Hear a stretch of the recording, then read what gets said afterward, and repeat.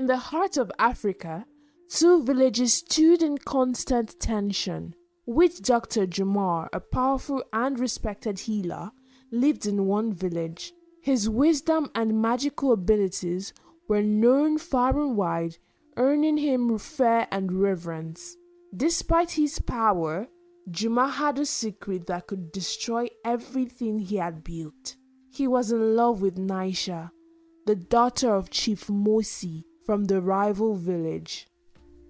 Naisha was a young woman of great beauty and grace, admired by many in her village. She was kind-hearted and strong-willed, often standing up for what she believed was right.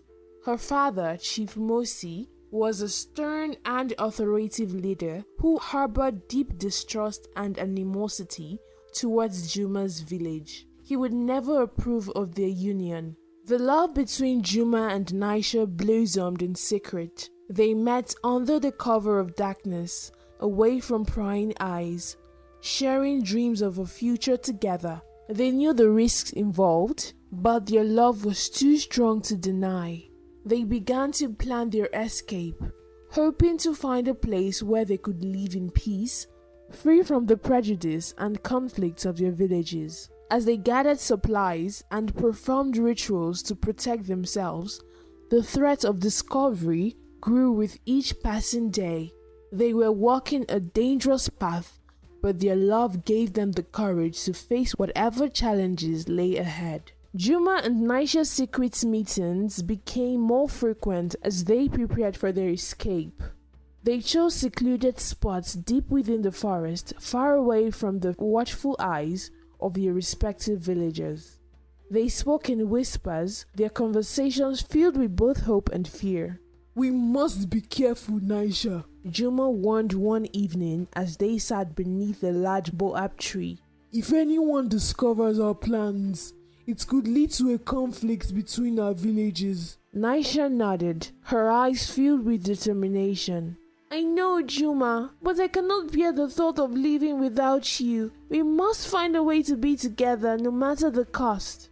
As they planned, they also performed rituals to protect themselves. Juma used his magical abilities to create charms and potions that would shield them from harm. Naisha, who had learned some of the rituals from her mother, assisted him, adding her own touches to the protective spells.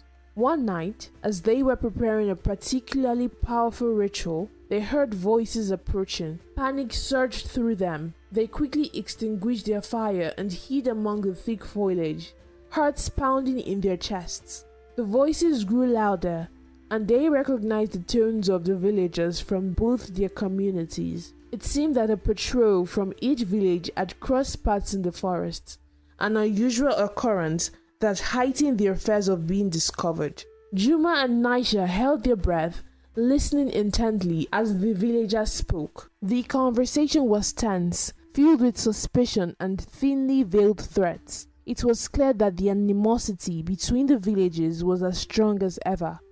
After what felt like an eternity, the villagers moved on, their voices fading into the distance. Juma and Naisha emerged from their hiding place, shaking but unarmed. They knew that their time was running out. They had to act quickly before their secret was exposed. "We need to leave soon," Juma said, his voice urgent. "The villagers are on high alert. If they find us together, it could mean disaster." Naisha agreed, her resolve strengthening. "Let's finalize our plans tonight. We'll leave at dawn and never look back." As they continued to prepare, the risk of being discovered loomed larger. Every sound in the forest seemed amplified. Every rustle of leaves a potential threat. They knew that one wrong move could spell the end of their dreams and ignite a war between their villages. Despite the danger, Juma and Naisha's love for each other remained unwavering. They were determined to face whatever challenges came their way, bound by a love that transcended the boundaries of their rival communities. The night before their planned escape was filled with tension and a flurry of activity. Juma and Naisha gathered the last of their supplies and performed one final protective ritual. Juma drew symbols in the dirt around them, chanting incantations to invoke the spirit's protection. These symbols will guide us on our journey, Juma explained, his voice low and serious. We must trust in their power and in our love. Naisha nodded, her faith in Juma's abilities unshakable. I trust you, Juma. Together, we can overcome anything. They packed their belongings into small bundles, careful to include only the essentials. Juma carried his healing herbs and potions, while Naisha brought food and water for their journey. As dawn approached, they felt a mix of excitement and trepidation. This was it, the moment they had been waiting for. Just as the first light of dawn began to break, they set out, moving silently through the forest. They followed a path that Juma had mapped out, one that would take them far away from the eyes of their villagers. They walked hand in hand, their hearts filled with hope for the future. Hours passed as they trekked through dense foliage and cursed streams. The forest was alive with the sounds of nature, a stark contrast to the tense silence that had filled their secret meetings. Despite the arduous journey, they felt a sense of liberation. They were finally free from the constraints of their villages, free to love each other without fear. As they traveled, they spoke of their dreams and plans. They envisioned a life where they could live openly, where their love would not be forbidden. They talked of building a home together, of starting a family and creating a community where people from different backgrounds could live in harmony. But their journey was not without challenges. The forest was vast and unfamiliar, and they had to navigate through rough terrain and avoid dangerous animals. At times, their progress was slow and their spirits faltered. Yet, every time they felt weary, they found strength in each other. One evening, as they were setting up camp, they heard a rustling in the bushes nearby. Juma motioned for Naisha to stay quiet as he cautiously approached the sound.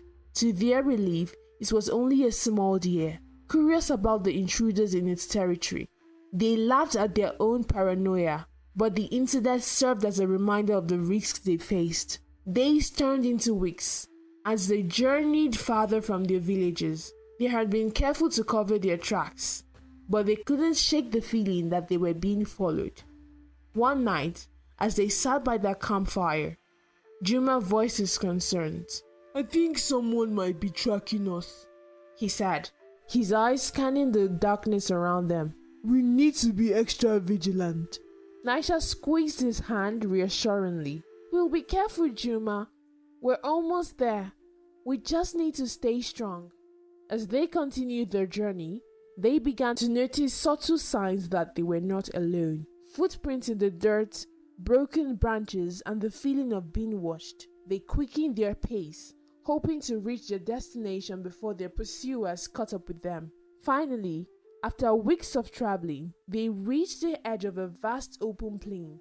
In the distance, they could see the outline of a small secluded village. This was the place Juma heard of, a community where people lived in harmony regardless of their origins. It was their last hope for a peaceful life together. But as they approached the village, their fears were realized. A group of warriors from Naisha's village, led by Chief Mosi himself, emerged from the trees. They had been tracking Juma and Naisha, determined to stop their forbidden love. Chief Mosi's face was a mask of anger and betrayal.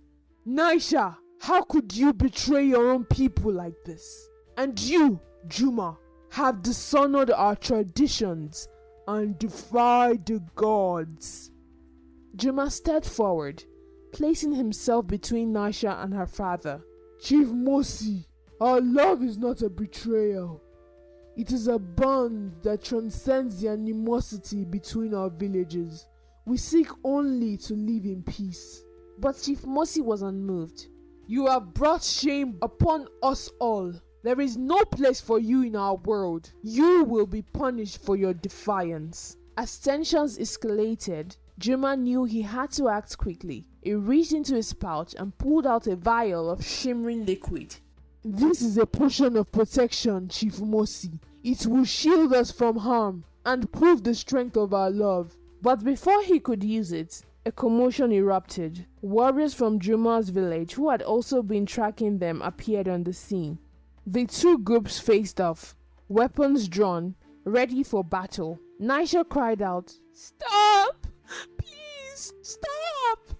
This is not what we wanted. We only wanted to be together." Her plea fell on deaf ears as the warriors clashed, and the conflict escalated into a fierce battle. Amidst the chaos, Juma used his powers to create a protective barrier around Naisha, shielding her from the violence. But the use of such powerful magic had unintended consequences. A magical backlash surged through the barrier, sending shockwaves across the battlefield. Warriors from both sides were thrown to the ground, and a blinding light enveloped the area. When the light faded, the battlefield was silent. The warriors, disoriented and confused, struggled to their feet. Juma and Naisha stood at the center, their protective barrier still intact but visibly weakened. The elders from both villages, who had arrived to intervene, looked on in awe and fear. They realized that the love between Juma and Naisha had invoked a powerful and ancient magic, one that could not be easily controlled. Chief Mosi, seeing the devastation and the power of their love, finally understood the depth of their bond. "This must end," he said, his voice heavy with sorrow. "We cannot allow our hatred to destroy us all." The elders convened, demanding a resolution. They knew that the only way to restore peace was through a powerful sacrifice. Juma, willing to do anything to prove his love, offered himself as the sacrifice. Juma stood before the assembled elders, his heart resolute. "I offer myself as the sacrifice to end this conflict and prove the strength of my love for Naisha. Let my life be the bridge that unites our villages." The elders, moved by his bravery and sincerity, nodded in agreement. They began to prepare for the ritual, each elder contributing their wisdom and power to ensure its success.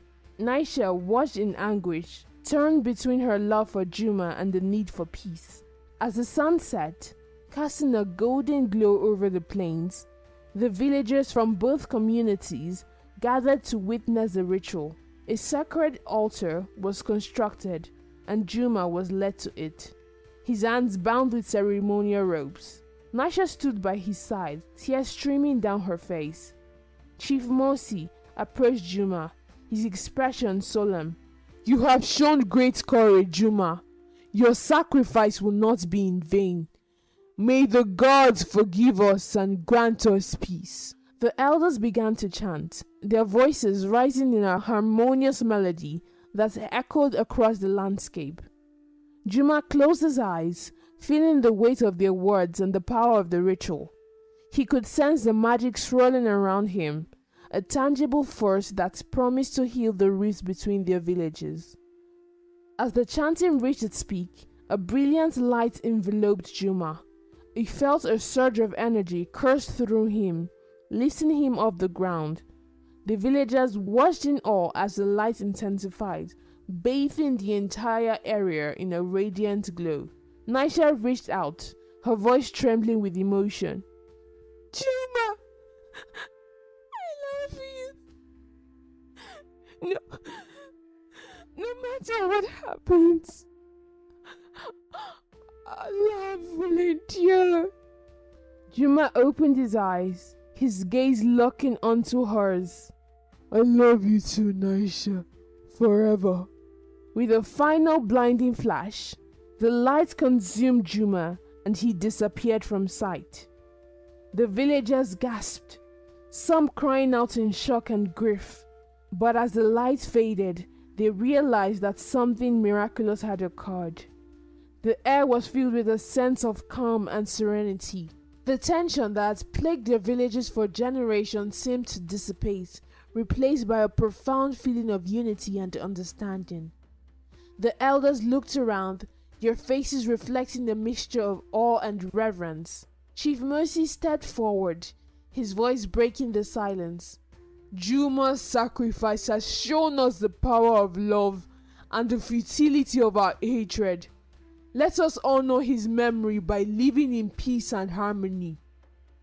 The villagers, moved by his words, nodded in agreement. They began to mingle, speaking to one another with a newfound respect and empathy. The barriers that had separated them for so long were finally starting to crumble. Naisha continued to honor Juma's memory through her work as a healer. She established a small clinic on the border between the two villages, symbolizing the bridge that Juma's sacrifice had created.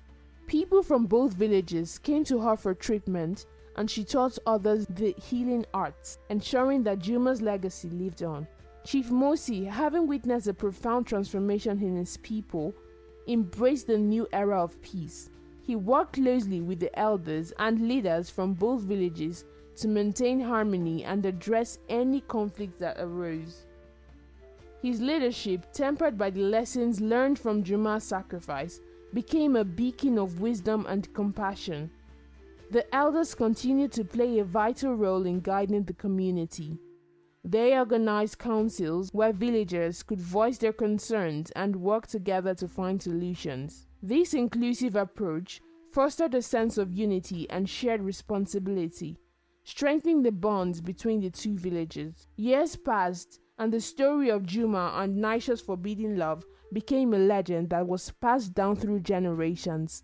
It served as a reminder of the power of love and the importance of overcoming prejudice and hatred. The mystical, enchanted realm that had been created by their sacrifice became a place of wonder and inspiration, where the rules of reality seemed to bend in response to the villagers' collective hopes and dreams.